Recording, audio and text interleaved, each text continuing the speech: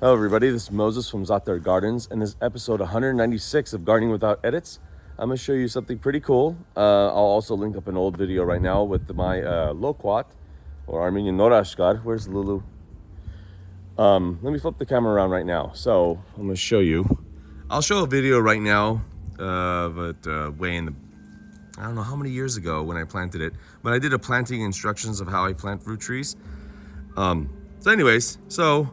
Been keeping up the base to make sure that all these shoots, loquat loves, I guess it really likes to live like or become a bush. Even though it's really tall, it'll still be a really tall bush, I guess. So you have to take out a lot of the flesh growth from the bark, or the trunk, that is. But it started flowering. Let me show you. Of course, the first one I looked at doesn't have any flowers. There we go. If you haven't seen flowers before, there's some more over here. This right here was full of leaf-footed beetles, like maybe 30 of them right here. I collected them all in soap. Maybe if I have a video on that, I think I do, I'll link that up too. I collected them in soap water. So if you've never seen, basically took care of them. If you've never seen what it looks like, there it is. So that's pretty cool. I'm glad, I'm happy. This is the champagne variety. I was just sniffing around. There was a squirrel right over here. Climbs a tree, gets on the fence, and I don't know where else. But boy, oh boy, she hates squirrels. So yeah, we're doing really well. We'll see how it goes. Let me show you some other stuff. White sapote doing great. Very delicious fruit this year from it. There's the Flavor Delight. Excuse me. God, I always screw them up. The Flavor Grenade Pluot, which is producing growth. Look at this. Real weird weather though. It's really weird. So let's do an update on the fig. I'll link up an old video right now on this. If you remember, the fig was like, I don't know, not that tall, but really tall. I would say about 10 feet tall. Somewhere around there. And I chopped it down to show that you have to keep your fig trees really low. The thing about fig trees, especially where I live, Central California, Zone 9B, the fig tree will, if you do not control your fig tree will control you. And the problem is, it's not like any other fruit trees like the Genetic or the Persian sour green plum or the Pluots or the Santa Rosa, etc., where a lot of the fruit can be kept low. That's not how a fig works. You would think that the figs will only produce here. They keep on wanting to produce at the tip of the branch. So you'll see little baby figs get produced. I don't know if it'll have any baby figs now, but you'll see little baby figs get produced here on these nodes. And then what happens is this will shoot 10 feet in the air, or at least 8 feet. So if you want to keep it low, you would have to prune back, correct? Well, you cut off all the figs, and you're crossing your fingers that there are more figs will be produced. And it might not, or it could. This is a Kadota, by the way. So for many of you wondering if there were some, not on this channel, but on Instagram, that DM'd me saying that you cut so much, like I can never do that, it's scary. Let me show you how much growth happens. Look at all these nodes. Let's make it a little closer. You see all those trying to grow? The tree doesn't want to die, it keeps wanting to live. Now, if I keep cutting it and keep cutting it and keep cutting it, actually with a fig, it grows like a weed. It's a bad example with this one, but meaning cutting and cutting, but the fig wants to grow. So nothing wants to die, except the annuals. They give up. Beautiful on the dapple dandy leaves. That's my daughter's thing. Toys everywhere. I try to keep the garden used to be, if you look at my old videos, used to be so pristine, actually really pristine, not one weed or anything. Oh, it's not as easy as it once was. It's still easy though. I mean, you don't really see much weed. So I planted, before I walk too far, I'll show you some other plots. I planted, how many videos am I gonna link up? There's a really good video I have where I show a parsley leaf almost the size of my hand. One parsley leaf the size of my hand, almost. I'll link that up maybe. I'll see in the edit what I do. or there's no editing, excuse me. I'll see up in the back end of YouTube. There's no edits in these videos. So these are the babies of that plant, this here. These 4, right over here. Let me do it a little close. So you see how small they are, but yet how big the leaves already are? Let me show you some more. Right over here. There's some more. Now the key with planting your seedlings, one of the keys, there's many of them, is you gotta really drench. This is the 5th time I've watered this today. 2 gallons each time, so 10 gallons of water. It's really windy, as you can tell, but no rain in the forecast. I don't know what's going on.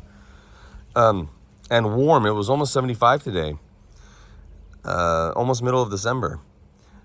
You have to drench. When you put new little peat cups, or whatever you call them, into the ground, you have to drench the soil around it, because the surrounding soil is so dry, it's gonna soak up all that water outside of these cups. So you have to keep all the soil drenched. You're not really, it's interesting, you're not really watering the seedlings that you just planted. You're watering the soil so it doesn't rob the seedlings of water. So 10 gallons was right here. 2 gallons at a time. And then I did more right over here. So, like, you see how drenched it is. And I just love this variety. I'll show you some more that I have growing. You see them all? This is a triple curled variety here. And this is another triple curled. Say that 10 times fast. But I don't remember the name. I have the packets. Those in the ground are my variety. And which one, and I know you might be saying that's really packed in there. I'm still judging which one I'm gonna cut out. So these aren't gonna all grow. I'm gonna probably cut this back to only 2 or 3 in this pot. These take forever. I forgot what variety this is. I have to look at the packets again. This took forever to germinate, but really beautiful, huh? I always get asked, what is my favorite plant? And people say, oh, it must be za'atar, the oreganum, thyme, and oregano or oregano and marjoram, etc. No, it's parsley. If parsley goes extinct, I'm gonna be really angry. I love tabbouleh, I love parsley with pasta. I love parsley. It's extremely healthy to eat. So, and then soon I am going to be harvesting. Let me zoom out like this.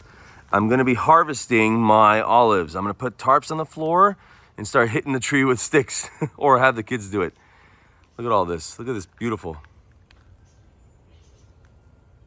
Let's keep going so you can see how much it is. You see how much? How awesome? See if I can go slow so you can see them all. That's why one of the reasons, I mentioned this before with YouTube and gardening, when I used to watch gardening videos immensely, like religiously, I used to watch videos on YouTube. They talk with their face in the camera and they're like, hey, look at me instead of my plants or something like that. I want to see the plants. I want to see up close. This variety is the Albertina. I had a Kornecki here, right over here, but it got so much scale, and this never got scale. And mealybugs and black ants, this one. So I couldn't deal with it. I didn't want to spray it. I didn't want to deal with it anymore, really. And it really started getting stunted growth. And anytime the olives got about this size, they all pruned up. I don't see any pruned up olives. Look how beautiful this is, huh? So I'll do probably a video when we start harvesting. So just be on the tarp on the ground and just start hitting it. It's about time too, because the birds will come and eat almost all of them. And I don't mind it, to be honest. I don't mind if they eat it. Keep a land that doesn't have birds in the location of that land is dead. If you don't hear any birds chirping, that land is dead. There's no life there. So if they eat this fruit and survive during the winter, our winters aren't harsh though, but survive during the winter or help them survive, so be it. So there's a helicopter coming. Here's my Moringa.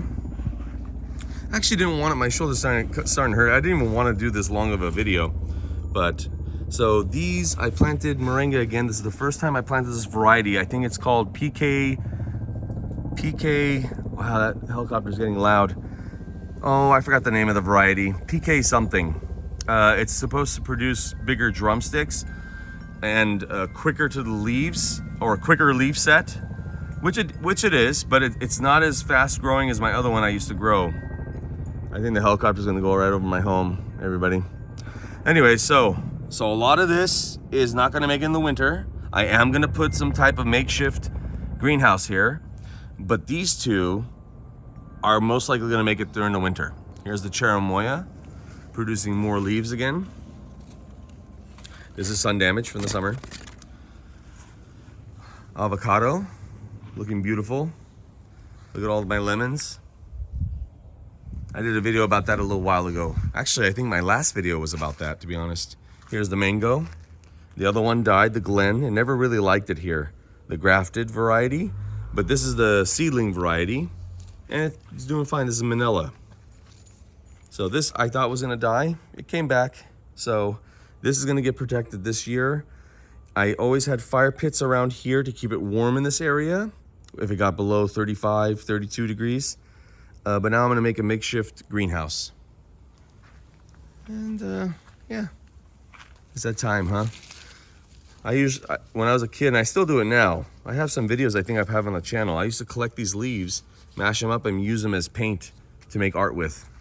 I think I have a video on that, like that on this channel, where I'm doing art with the leaves and plants that I found.